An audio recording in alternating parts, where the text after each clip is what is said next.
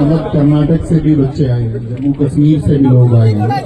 तो ये बहुत बड़ा, सबसे पहली बात तो डेडिकेशन है आप सब लोगों का, क्योंकि बहुत सारे लोगों को सिलेक्शन के बाद में ऐसा होता है कि ठीक है कंफर्ट जोन में नहीं भी जाएंगे तो क्या होगा। एक जगह खड़े होकर जब आप यहाँ आ जाते हैं तो ये दर्शाता है कि आपका और हमारे बीच का लगाव सच में कितना है और हम आपके लिए कितना मायना रखते हैं। ये भी हमको महसूस सम्मान समारोह में ही होता है। और अभी हम वो जो महसूस कर पा रहे हैं वो सब आपकी वजह से महसूस कर पा रहे हैं, उसके लिए बहुत सारा धन्यवाद। और दूसरा, मैं उन सभी लोगों के चरण स्पर्श करूंगा यहाँ पर जो भी आपके फैमिली मेंबर्स आए हैं, जो भी सीनियर्स हैं मुझसे छोटे हैं, तो उन सबको नमस्ते। मैंने देखा अभी एक छोटा सा बच्चा भी था यहाँ, अभी कहीं खो गया है वो, तो किसी के साथ में आया होगा, उसे तुम अपने मतलब ऐसे गायब। हाँ वही है, ठीक है, कल को ये भी भर्ती होगा। तो मतलब अब अगर हम आज बात करें सम्मान समारोह में, हमारा जो मुख्य मकसद होता है वो होता है कि भाई आप सब लोगों का जो प्राइड है वो बना रहे, आप ये महसूस भी कर पाओ कि आपने कुछ प्राप्त किया है। क्योंकि आप सबकी जर्नी अलग अलग है। बहुत सारी जर्नी ऐसी भी होंगी कि बोलते ना, बहुत सारे बच्चे संकोची होते हैं जो कह भी नहीं पाता, और मतलब मायूस करने वाली कहानी भी होती है।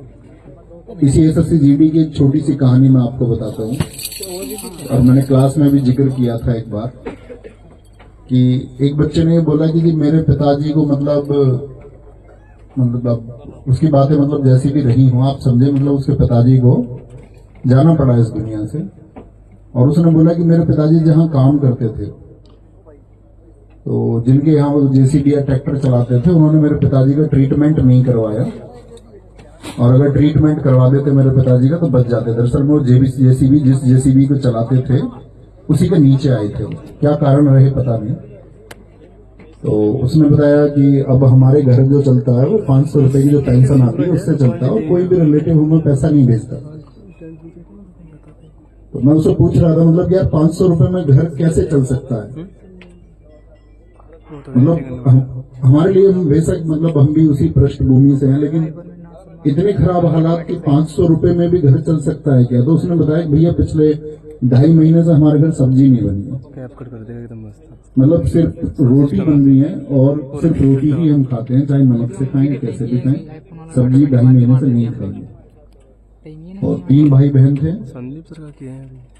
तो मतलब कारण थे, मैं चाहता था कि वो यहाँ मिले लेकिन किसी वजह से नहीं आ पाया है। तो मैंने उससे बोला था कि भाई जो भी हम कुछ कर पाएंगे आप समझना। मैंने उसे एक प्रॉमिस किया कि ठीक है तुम अपनी चीजें कंटिन्यू करना, मैं तुम्हें कुछ पैसे भेजूंगा, बाकी पढ़ाई वढ़ाई के लिए जो भी तुम कर पाओ तो वो कोर्सेज वगैरह मिल जाएंगे।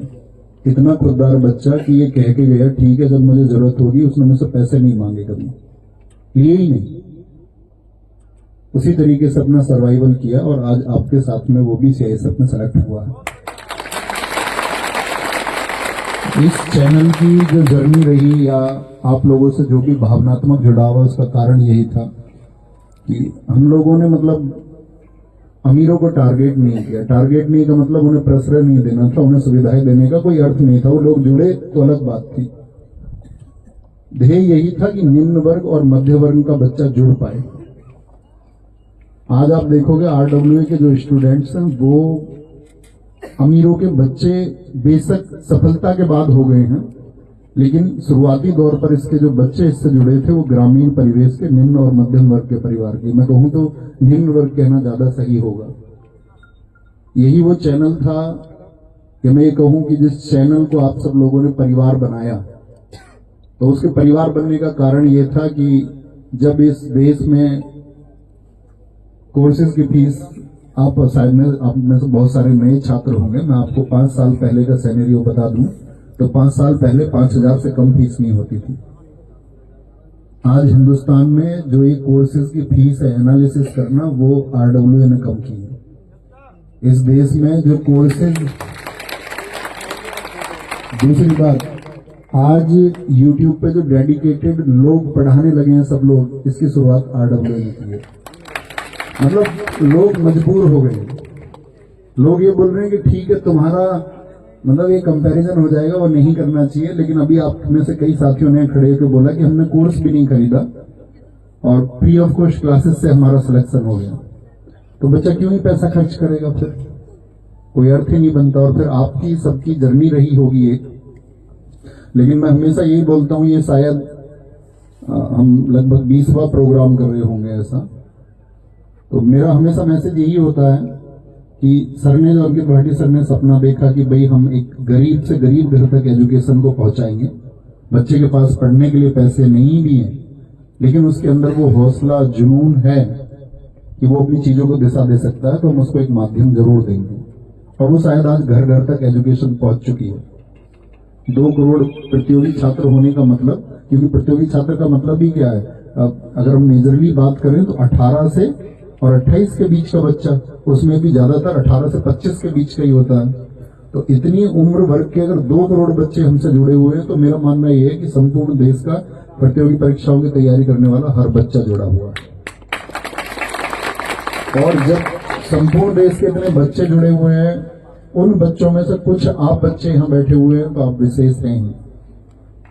और विशेष आप तब बन जाते हैं कि लोगों ने बोला कि 160 मार्क्स का आपका एग्जाम था, 160। मैं बस बुलाना चाहूंगा, देखो मतलब इसमें कंपैरिजन नहीं है, मेरे दिल की बात है। जैसे कि आप ये सोचोगे कि भाई all India rank 1 Shahrukh Khan, सब जानते होंगे, और ऑल इंडिया रैंक 1 रिजवान। लगभग मतलब शाहरुख का स्कोर जो रहा 155 के आसपास रहा, लेकिन एक लड़के ने कमाल ही कर दिया। 160 में से 160, गुंजाइश ही नहीं छोड़ी कोई, ना एनसीसी ना रिलैक्सेशन। उसके पास ऑप्शन था 80 क्वेश्चन करने का, और 80 में से 80 ठीक किए। मतलब मैं ये समझ रहा हूं कि यार क्या पोटेंशियल रहा होगा कि अपनी तैयारी में इतनी सी भी कमी नहीं आने दी। अब चूंकि आप सब लोगों को गाइड आगे के लिए भी करना है कि भाई फ्यूचर में आप में से बहुत सारे लोग आगे जाएंगे, बहुत सारे लोग अपनी जर्नी को यही रोक देंगे। उन्हें लगेगा ठीक है, अब तो मतलब सैलरी आ रही है तो कोई दिक्कत नहीं है, अब तो चीजें आसान हो गई थोड़ी। लेकिन मैं ये कहूंगा कि अपने मैक्सिमम पे आप लोग जाना, जितना सीट्स पर आप पहुंच सकते हैं। ऐसा बिल्कुल नहीं है कि अगर आपको लगता होगा कि भाई आप एक औसत छात्र हैं और अभी आप किसी ग्रुप डी स्तर की परीक्षा के लिए सेलेक्ट हुए हैं, तो कल आप ग्रुप ए की परीक्षा के लिए सेलेक्ट नहीं हो सकते। जैसे आप यहां पर हुए यही जर्नी आगे रखना, चीजों को सीखना, तो आप कल, मैं ये कहता हूं अगर आप सबके अंदर हौसला होगा तो आप सब अधिकारी हो जाएंगे कहीं ना कहीं। लेकिन उस हौसले की जरूरत होगी। अब से पहले भी लोगों ने किया है, टॉपर्स भी नहीं कर पाते हैं अपने। अगर मैं बात करूं स्कूलिंग में बहुत अच्छे मार्क्स लाने वाले भी बहुत ज्यादा सफल नहीं हो पाते हैं, लेकिन औसत भी बहुत सफल हो जाते हैं। इसके बहुत सारे उदाहरण आपको मिल जाएंगे।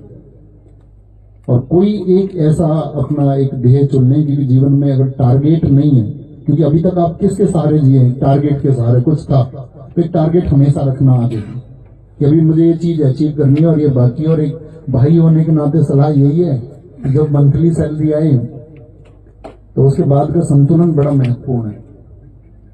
आप पर आपका जो परिवेश है, आपके जितने भी साथी होंगे जो आपके साथ में मंथली सैलरी पाएंगे, तो हमारे और बाकी सबके सैलरी एक कैडर में सबकी बराबर आएगी। लेकिन हम लाइफ स्टाइल से बड़ा प्रभावित होते हैं लोगों से। हम देखेंगे यार मुझे भी 50,000 रुपए मिलते हैं और इस बच्चे को भी 50,000 रुपए मिलते हैं, ये तो बढ़िया पहनता है, बढ़िया लाइफ जीता, पार्टी वार्टी करता है, और हम कुछ कर ही नहीं पाते। तो उसको देख के कंपैरिजन नहीं करना। आपके हालात आप जानते हैं, शायद उसके ऊपर डिपेंडेंसी ना हो, कोई निर्भर ही ना करता हो, उसको अकेले का जीवन चलाना, उसका घर डेवलप हो। तो एक तो आप किसी के साथ में तुलना मत करना कि भाई ये कोई किसी तरह का जीवन जीता है उसी नौकरी में, तो मैं भी ऐसा ही जीवन जीऊंगा। पहली बात तो इसी के लिए मतलब आप पंचतंत्र किसने लिखी है जरा बताओ लोग? विश्व में कौन से नंबर की बिकने वाली किताब है? विश्व में कौन से स्थान पर आती है सेलिंग में? कौन बता सकता है? हाथ उठाओ। कितने पे आती है? दूसरे पर। पहले पे कौन सी आती है? बाइबल आती है। तो वो दुनिया की मतलब दूसरी सबसे ज्यादा बिकने वाली किताब है। तो उसमें एक मतलब पंक्ति है, उसमें नैतिक सी कहानियां बताई गई हैं आपके जीवन के लिए, और बड़ी मतलब अच्छी कहानियां छोटी कक्षाओं में पढ़ाई जाती हैं। तो उसमें एक कहानी कही गई है कि जो संपत्ति में भी सरल हो, महसूस करना इस बात को, जो संपत्ति में भी सरल हो। संपत्ति का मतलब जब उसके पास कोई अभाव नहीं है, उसके पास चीजें हैं और वो तब भी एक सरल जीवन जीता है, और जो विपत्ति में भी अविकल हो, विपत्ति में भी अविकल का मतलब विचलित ना हो, वही महान होता है। तो संपत्ति में सरल रहना है और विपत्ति में अविकल रहना है।